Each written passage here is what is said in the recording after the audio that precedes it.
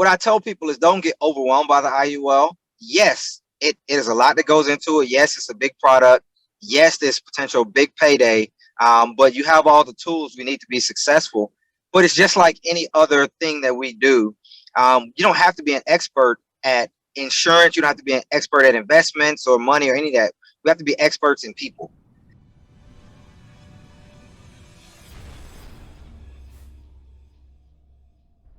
It's nuts. Okay. All right. Let's talk about IULs. Are you excited? There's so much money in IULs. I'm so fired up. Kevin Lewis was texting Mike and I earlier about another big deal that he's putting together. I was like, what? You got to tell a little bit about that. But first of all, Kevin, thank you for being on. And let's give, because there are some new people on here, let's just give them high level on how long you've been with us, how you got started, that kind of thing. And what you did. Hey, what's going on, everybody? First, thank you for having me on, Noel. And a real big thanks to all the dialers every week. I've never been a live dialer, but I know it takes a lot to put yourself out there. So I do appreciate it. You guys motivate me. But like I said, my name's Kevin Lewis. I've been with the team since August last year. And really it was a soft start. But October, November, and December was really when I started buckling down and getting to work. So this is my first full year. Previously, I was in the Army. I was an Army engineer officer for 20 years. I just retired this year in June, and I love what I do now. This is it for me. I'm never working anywhere else. But one of the big things that happened to me is on my way out the Army, I did an internship program where I got to work with a brokerage firm. So I got my securities licenses and my life and health license while I was still in the Army. And one of the things we had to learn to get our securities licenses, to get your Series 66, you have to learn about the IUL and the VUL. But the company I was interning with did not allow us to market that or even mention it to any of our clients that we were prospecting. And I was like, man, that's crazy. So when I met Mike and he introduced me to this, one of the first things I asked about was the IUL. And he was like, absolutely, we can do it. And so I already knew the value of it before I came over, but just having the ability to write it and then having the ability to get educated on it by some experts was invaluable. I went to a conference and I got to meet Gina Hawks, who is the Alliance Product Specialist for the IUL. And I spent a couple hours with her and she poured into me and she's still pouring into me today. But I immediately started writing IULs I wrote an IUL for myself, my wife, both my sons, both my brothers, my sister, my nephews, my nieces, and a couple of close mentees that I had in the Army. And then it just took off. And so I think that's my first point for everyone to take away is you have to be a value to somebody. And if you're a value to somebody, word will spread that you're doing a good service. It's like a referral from a regular life lead. When you get the ERS, it's the same thing that I do with IULs. And I keep telling myself it's not sustainable. And then I'll get a phone call from some random number and say, hey, such and such gave me your number and said, you can talk to me about this life insurance stuff, about how to be my own bank and create some tax-free income. And I'm like, yes, we can. But be a value. You don't have to be an expert, but you have to know who to be the expert, who to call, who is an expert. And so I don't know everything about anything, but I for sure know that I can call Mike, Noel, or Gina, or anybody else, Tim Tipton, who's killing it right now, or Brandon Beal, any of those people, and they'll answer my phone call and they'll answer all my questions. So that's amazing. Isn't it refreshing to know that you don't need to be the expert, you need to know the expert? So takes all the pressure off. It does, right? Takes all the pressure off. And if you can talk to somebody and find their why, everything else will fall into place. Like, I feel like my job is, I told Kendra this yesterday, my job is to find the pain. Doesn't matter what I'm dealing with, whether it's Medicare, life insurance, IULs, doesn't matter. Find the pain, find their why. If you can find their why, it's like a string. You just pull that string till you find out how to fix it. And that's all we do. And so when I'm talking to somebody, it's like, all right, what is their why? Do you have your retirement figured out? Most people are answer is no. All right, cool. That's your why. Let me help you fix that. Who are you trying to save for? You trying to create something for a legacy? Whatever it doesn't matter what the why is. I just need to find it. And that can only happen through a conversation. Yeah. And I'm willing to talk to anybody at any time about anything. So yeah, Let's come back I to love it. that.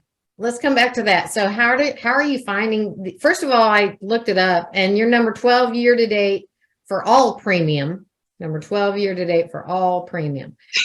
IULs, life, Thank you, medical, Ray. I'm coming. everything. And it's at $289,000 and some change on that. And then I looked up to see how much your IUL business was. It was about almost $100,000 of that is IULs. So that's a big part of what your production is on the IUL. But how do you find it? People are asking, so where do you start? Like, how do you find these clients? Clearly you got focused because you got one and your family and your friends, right? So you learned about it Yeah, that way. Is that right?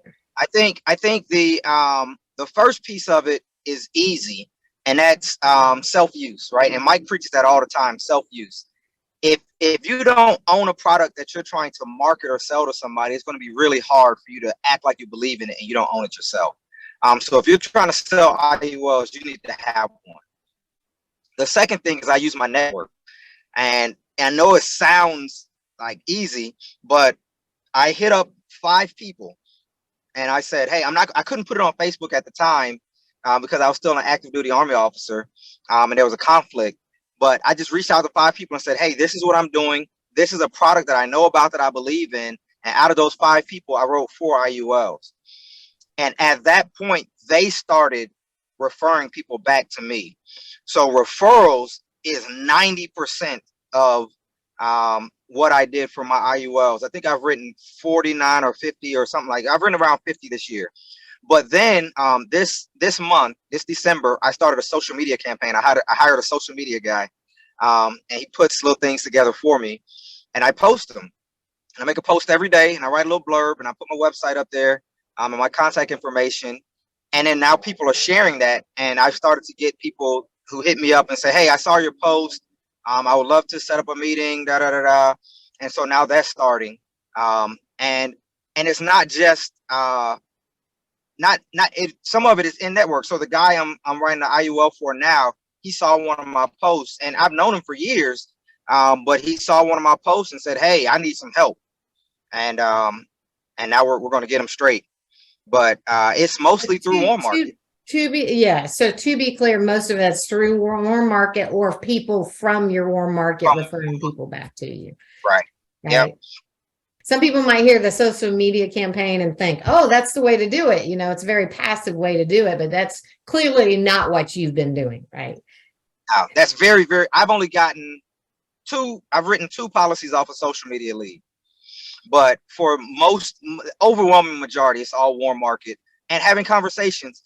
I have probably met with 200 people and talked about IULs with 200 people to write 50. So it's not like everybody I talk to, I'm writing. No, I talk to a lot of people to get to that 50. So yeah. Got it. So you're talking mostly to warm market, and then they're giving you referrals.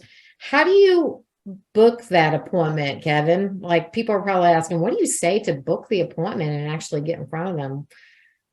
Yeah, so it's really 2 things that I try to focus on. One is retirement, how to generate tax-free retirement income. And so the biggest thing for a lot of people I've learned is that retirement just seems like this far off thing that's going to happen when it happens. And so just bringing it up and saying, hey, what's your plan for retirement? And I've learned that I've gotten really, really good at the question game. So just me asking questions, and I know I'm playing the game. They have no idea. And I've learned through trial and error which questions work. And for me, it's just to talk about retirement and say, all right, well, what year do you want to retire? Have you thought about that? No. Okay, well, for most people it's 65, and here's why. And so that goes back to the be of value. I explain to them why most people retire at 65. Well, your health care is taken care of at that point. Most of the time you can get your Social Security at a pretty good rate. Whatever it is, I try to drop a couple of nuggets but really it's having a conversation about a gap that they don't even know they have until I bring it up. Hey, you're 30 years old now, but you're not going to work until you die, hopefully. You probably need to be saving for retirement. What are you saving in right now? Oh, I got a 401k. Do you know how it works? No? Okay, well, let's talk about it. Let's set up a meeting so we can talk about it for a quick 20, 30 minutes. Maybe I can educate you a little bit, and maybe we can help you make some good decisions about how to set you up for success in the future so we can create some tax-free retirement income. That's the first way. The second way is if I'm talking to somebody and they are a market watcher. I love talking about IULs this whole year because the market has been down. So the IULs really sell themselves. I'm like, hey, my products can't lose. The IUL would never lose money. The market is down probably 30% right now this year. It's like, man, that sucks. That's your retirement. Your retirement is down 30%. And having that conversation with people is powerful. And so really right now I'm trying to take advantage. As long as the market is down, I'm trying to take advantage of having that conversation. But it's really me approaching people with the thought of, how can I tell you about your retirement income? And what are you going to do in retirement? What's your plan? If you don't have a plan, let's talk about it. I'll help you create one. Gotcha. That's really it. A lot of time, and you mentioned it earlier, a lot of times people hear the be your own banker. It seems like it's the buzz. What does that, like, It is. people just coming in, what is that, Kevin? What does that mean in a high level concept? So, and this is how that's a great question, because that's exactly how I explain it to my clients who come to me and they say, hey, I've heard about this infinite banking thing.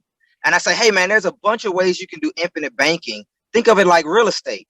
So you start with a seed of money. You start with a whole bunch of money. You go buy a house and you take that house and you flip it and then you sell it for more money.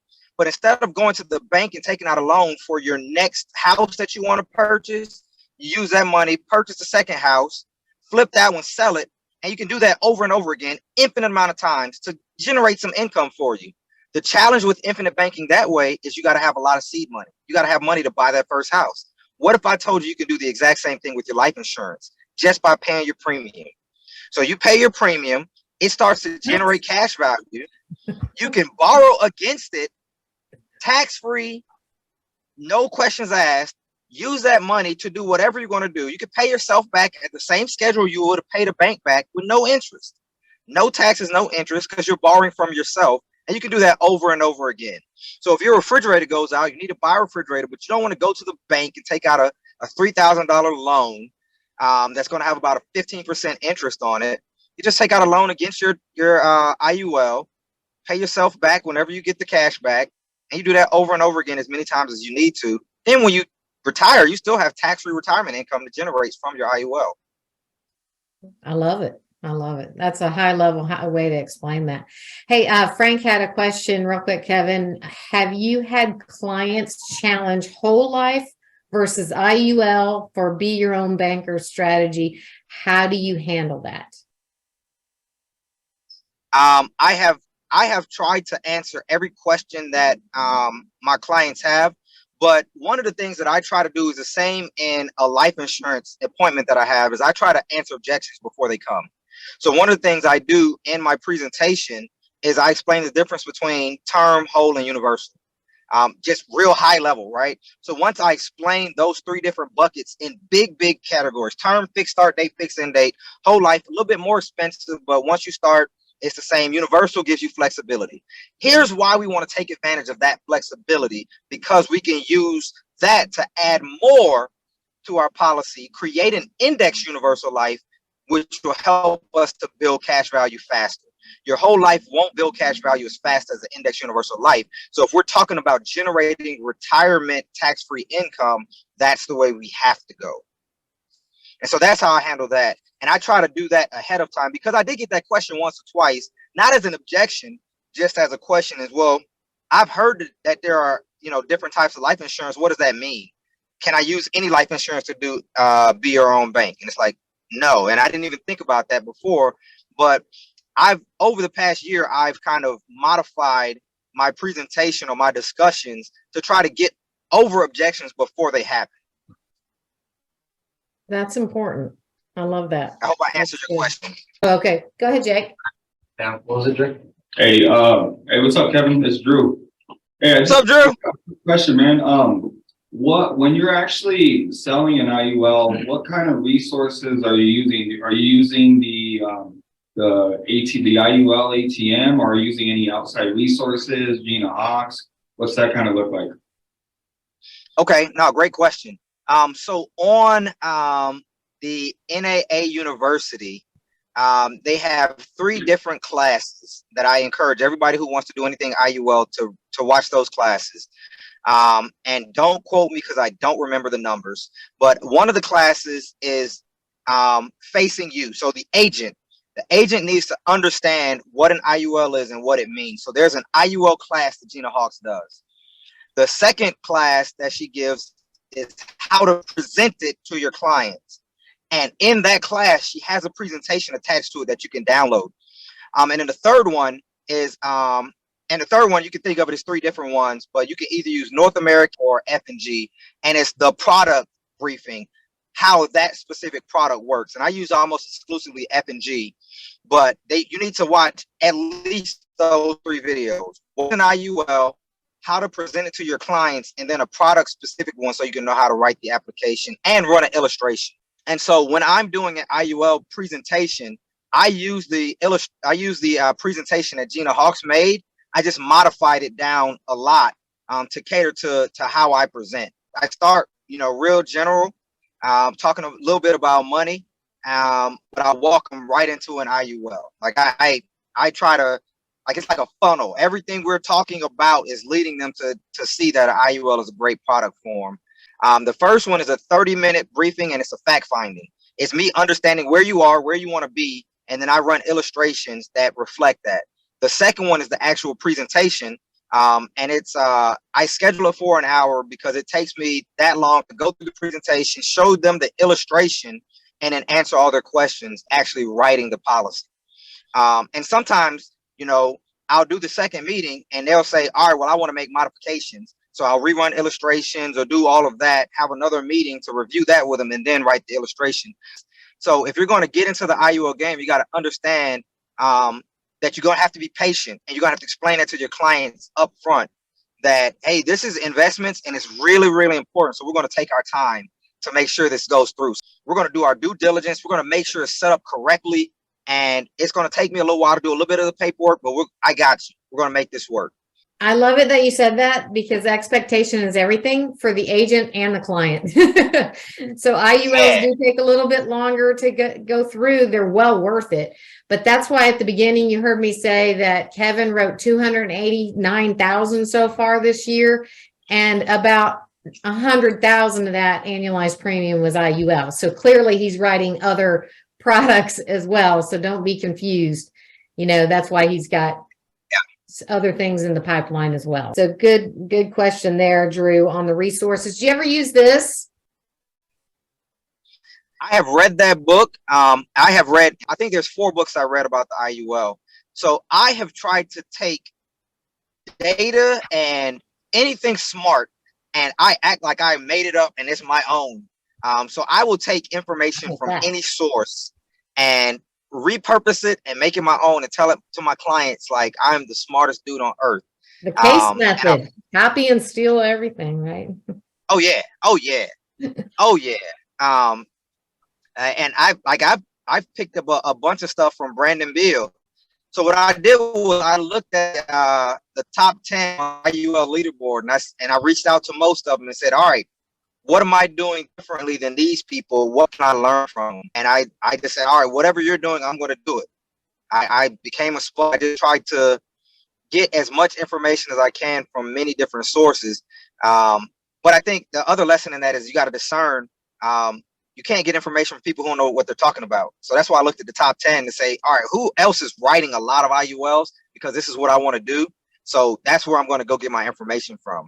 That's a great thought process. And I don't know that you would want to give, we give this book to people, but you've got to actually highlight the sections and the areas, because as you know, we're Americans, no offense to anybody, but a lot of times we don't want to read a lot of things. So depending on the person. So if you're going to use it, highlight the book so that on the spots that they need to see, and tell them you just need to read this part, Or you can take a picture of that part and text it to them and say, hey, read the section and we'll talk about it. But I think that's very important what you just said about getting with the top 10 people on IULs and asking them questions, asking them what they're doing, how they're doing things, not getting your information from the people that are not on the leaderboard. Oh, for goodness sakes, don't do that. Or that are lower down on the leaderboard. Maybe they've written one or two and that's great, but they're not an expert yet. And that's massive. Tell me, Kevin, where do you, like, I know that you called Brandon and other people. Where did you get, like, how did you get their phone numbers? Did you meet them at National Convention? Did you come to our events? How did you connect with these people? One of the things I'm not good at is initiating conversations. So when I went to my first conference, Mike told me to introduce myself to everybody and just walk up to people and start talking. And I had like the pit of my stomach hurt because I was like, oh, this is going to suck. I don't get nervous or have anxiety. I was just like, man, this is going to suck because I'm not good at that. And luckily, one of the first people I met was Terry Edwards. And then Alfonso walked up to me. I met Alfonso at my first conference. And so going to conference and them being so, like, people will ingratiate themselves to you, people who have no vested interest in your success other than wanting you to succeed, walked up to me and said, hey, I see you're new. Whose team are you on? What are you trying to do? All of this. And I was like, man, that is amazing. And so I met Brandon at I met him at NatCon this year. So January this year, I met Brandon. I was talking to somebody and he walked up and he knew I was talking to Boone. So I met Boone at another conference, but I was standing there talking to Boone and Brandon walked up and we just started a conversation. I said, hey man, I've seen you on the leaderboard. I'm really trying to get to where you are. And he was like, hey, here's my phone number. Call me. And I was like, hey, I'm gonna be honest with you. Don't give me your phone number if you don't want me to call, because I'm going to call.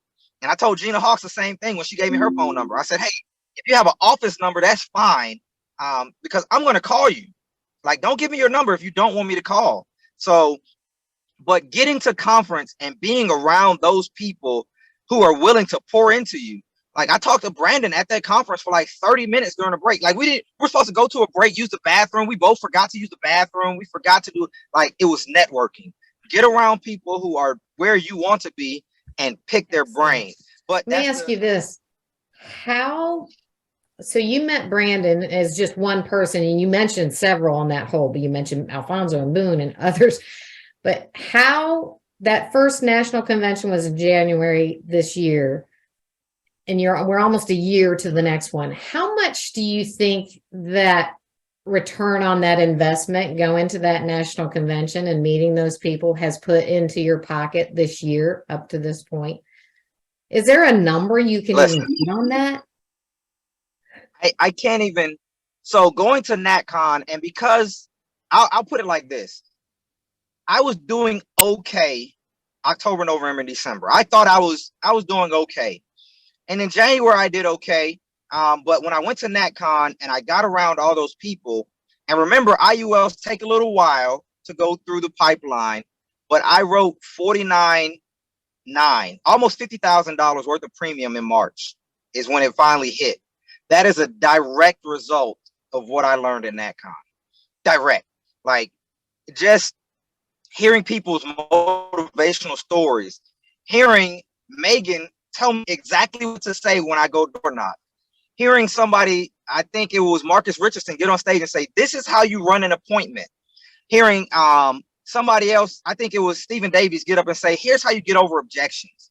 I wrote so many notes, like, and I'm digital. So I'm on my iPad trying to just scribble and take as many notes as I can. And then after the conference, I just went and read them and said, all right, this is what I need to say. And I would say it and be like, okay, well, this word doesn't really feel like me, so let me change that. But the bottom line is, being at a convention has a direct result into my productivity. I don't know if it's like that for everybody, but for me, going to that convention made me successful. Like going to Breakthrough, I hit agency manager after going to Breakthrough. I was killing myself trying to hit it March, April, May, June, July. Like, no, it just wasn't working. Breakthrough changed my mindset. But had I not gone there, maybe I would have got it, maybe not. But I know that I got it because of what I learned at Breakthrough and what I changed in myself. So yeah, And conferences new are qualified agency managers this month, Kevin and Kendra Yes. Lewis. Gonna get a ring at National yes. Convention. That's Fired up. crazy. So here's maybe a more important question, or something that people can visualize. How, if not going to that convention, how far back would it, like this coming convention coming up, in your opinion, since we're talking about your story, how far back would a new like, it won't put them back, but it'll put them forward if they go to the NatCon, right? How many months or how much time do you think it'll put them forward by attending, like taking the leap of faith and attending? You didn't really want to go to your first event, did you? No, so my first event was family reunion, September 2020. No, 2021. Last September, I went to family reunion. I had just had hip surgery. I did not want to go. I had just told Mike, I'll do whatever you tell me to do. And he's like, all right, go to family reunion. And I was like, God dang it. I don't want to go. I don't want to introduce myself to anybody. I just had surgery. I went home and told Kendra, and she was like, I made all these excuses. And she was like, nope, we're going because you gave your word. And that changed the trajectory of where I am now. I don't know where I would have ended up had I not gone there, but I know that October I wrote 8,000. November I wrote 21,000 in premium. December I wrote 20,000 in premium. Like that's my first 3 months. I did almost 60,000 in premium, or almost 50,000 in premium my first 3 months because of what I did at that first conference. Then I turned around in January and went to another conference. I was like, oh, there's another one. I'm there. Like he didn't have to convince me to go to NatCon this year. You don't have to tell me anything. I'm there. Just tell me where the next one is. If there's a hot spot close, I'm going. I'm flying to Indianapolis to be with Andy next week. I'm going to DC. Like, if you tell me where to go, I'll be there because I understand the value and I've experienced the value in what the conferences are. Like, I might spend $1,000 between hotel and travel, and the actual conference itself, but turn 1,000 into 50. Yeah, I'll do it. Let's go. Hey, we hope you enjoyed that video. And if you like that one, we have some more for you right here. And don't forget to hit the subscribe button below.